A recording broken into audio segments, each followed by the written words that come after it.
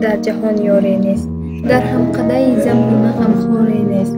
هر لحظه از او به گوشه تنهایی صد راحتی هست و هرگز آزاری نیست. سال 2025 را رئیس ولایت ختلان محترم دولتعلی سعید سالی فرهنگ کتابخوانی اعلام نمودند و ما این اقدام را جوانان همه جانبداری می‌نماییم و این پیشنهاد می‌تواند قشرهای گوناگون جامعه را مخصوصا جوانان را بیشتر به کتاب و کتابخوانی جلب سازد.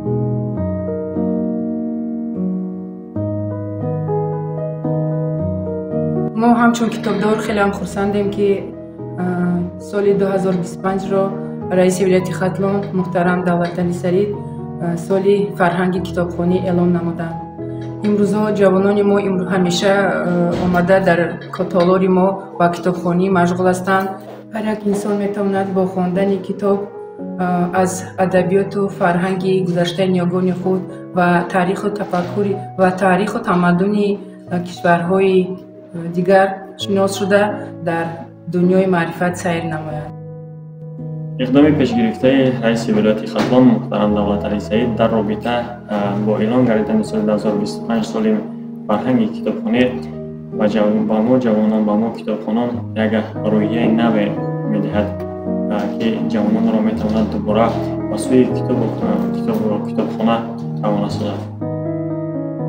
باعث افتخار و سرفرازی است که سال 2025 از جانب رئیس ولایت ختلان محترم دولتعلی سعید سال فرهنگ کتابخوانی اعلام کرده شد و این یک رویداد خوب است برای نسل نورس، هم برای جوانان و هم برای نورسان.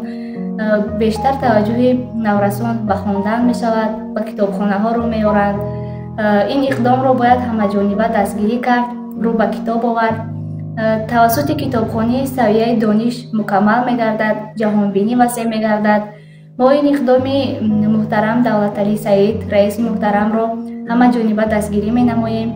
کوشش می کنیم که زیادتر رو به کتاب بیاریم، به کتابخانه ها رویم. همه آن شرایط هایی که در کتابخانه ها برای کتاب دوستان مهیا کرده شده است از آن همه جانبه استفاده بریم و سویه دانش خود را مکمل نماییم.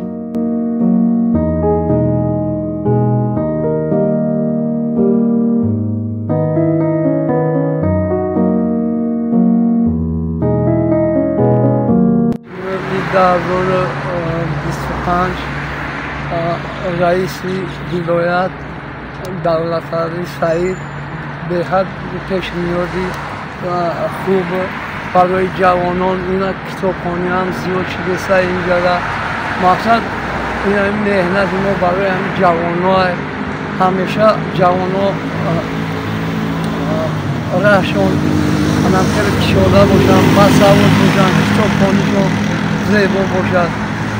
فرزندامون، نوه‌هامون همش مقصد بیاین کتاب بخونن. یعنی برای همه بهترین پیشنهاد رئیس ولایت